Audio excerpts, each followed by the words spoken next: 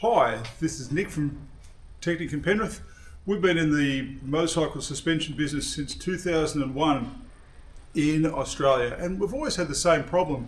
We can't easily get customers to be able to transport forks and shocks to us because motorcycle suspension units, forks and shocks, are long and they're expensive. So 20 years ago, what we used to say was just find a box, find a fluorescent light tube box and pack your suspension in that. And we used to get all sorts of things. We used to get bits of PVC pipe, people would jam forks in, that worked quite well. We used to get old shirts, doonas, work jackets. We used to get dog blankets that really stank.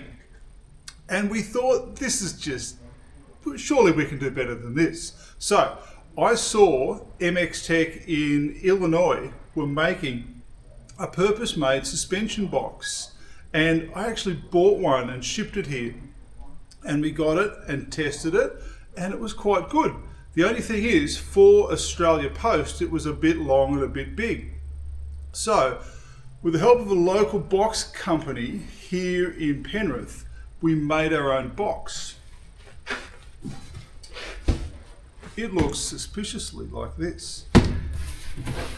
So now, if people need to send suspension units to us, we can send them a box first. Now, this isn't any ordinary box. This actually comes in quite a few parts. There's the main part of the box, which is just flat, that then folds out.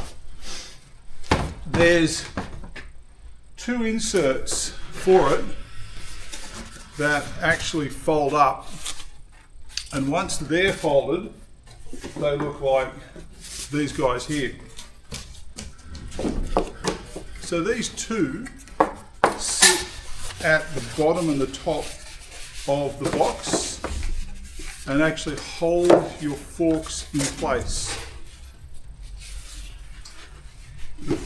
The third part is for the rear, and again that just folds up.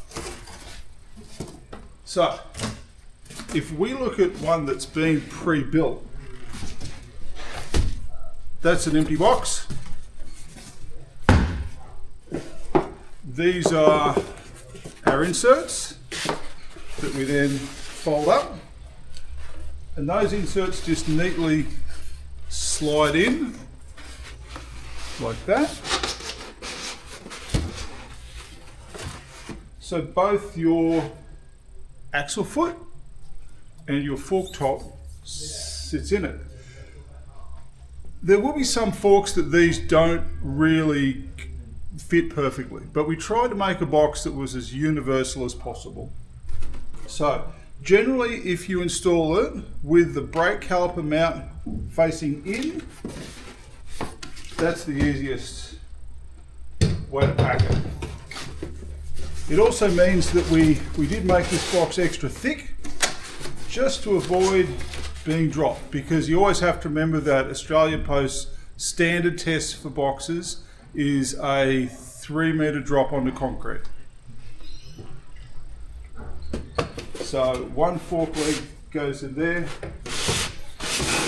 push it all the way down. I should point out at this point too that these fork bleeders, if you have a push button bleeder in the top of the fork, pull it out and put your normal screw in it, because during transport, if these are pushed and the fork is upside down, it will leak. I'm going to leave these in because I'm just showing you how it works. So that one goes in. Then sitting in between these to keep the forks apart is the rear box. Is the rear shock box. All right. So if we then get a shock, slide it into the box. It's a reasonably tight fit, but all this has to be tight. The tighter it is, then all this is tight, but it has to be tight, because the tighter it is, it doesn't move around. So basically you then just close it up and you slide this box in between the forks. And again, it's reasonably tight how it all sits in, but you then end up with something looking suspiciously like that. You can then get your second insert folded up, and that slides in the top.